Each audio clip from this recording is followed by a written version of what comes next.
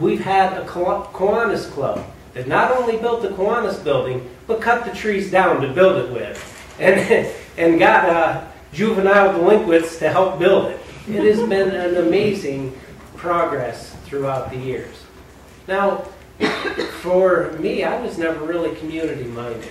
There was a couple of people, one of them is in this room, Tom Finney. Another one was Brian Laverty, that always talked to me about being a better citizen, that I owe something to society. Jill and I bought up a burned-up building on Main Street. This is how this story started for us, so she'd have a place to put a daycare. While I was working on that, they started the facade improvement, and I said, we don't need that. I'm just going to start painting. And I was out there one day painting, and Mike Egan said, Shane, you're doing an awful lot on your own. You know, there's support in this for you. And there's people that will help you through grants, and, you know, there's things that you can do. You don't have to do this alone. And I had never thought about that, about, you know, being community-minded in that aspect. So then, this all started with Blossburg Vibe. So then it started with, let's paint up Main Street and make it look better. Well, that sounds good. I have a building, I'm painting it now. Let's keep going. So then, we literally kept going. We took Ben Jones and said, hey, Ben, let's paint your building. Well, he said, you buy the paint, man, I got it, I'll paint it. All right, okay. And then we went to Drake and said, hey, Drake, you want to paint your building? Well, not really. Well, I got the lift out here, and we got the paint. We got the men to do it. Let's paint your building. We really, literally strong-armed people into painting their buildings.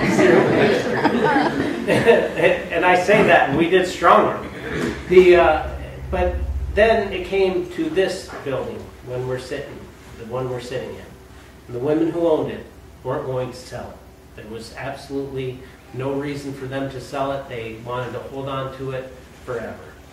And two people I went and asked, Jim Bogacek, who's no longer with us, and the other one was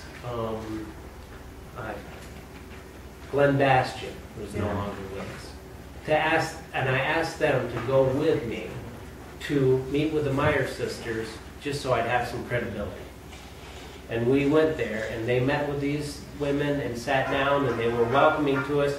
And then they brought us down. In fact, up in that projector booth, that lock hadn't been cut since 1975, I believe. Wow. And I cut it. I said, hold on, I'll run to the hardware store. I ran over to the hardware store, got some things from Donnie, and cut the lock off it and went in there. And it was like somebody closed the door, and there was still a newspaper there from that year. You know, like they just closed the door, and nobody knew that they were never going to be back in there for that long a time. The good thing about Blossburg is that, you know, we made these bags, recyclable bags that you can get your groceries, keep reusable bags. And they had a quote from Mahatma Gandhi on there. It said, be the change you want to see. And we can do that here. And part of the reason we can do that is because of our size. In Williamsport, it'd be pretty hard to make things happen on the scale that we make them happen, you know. But the good thing is it doesn't matter who we are, what backgrounds we come from. We're all working for a common goal, and it's amazing. And one of the most best parts of VIBE, one of the main founding rules of this whole thing when we started, is that we wanted it to be inclusive. There's no dues to join VIBE. You know, all you need is sweat equity. You know, that's all we want. It's just hardworking people. If somebody had a good idea, then we used it. And you could see the list of projects that have happened. We haven't been sitting still. We haven't been idle time in these past years. It is amazing what we've been able to accomplish, but only because everybody was working for the common goal.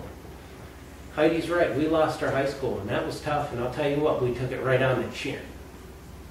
You know, and there's nothing we can do about that. And we'll do all we can to keep our elementary school here for as long as possible. But there's no doubt in my mind that no matter what happens, Blossburg will always be here. We have a lot of good years ahead of us. Thank you.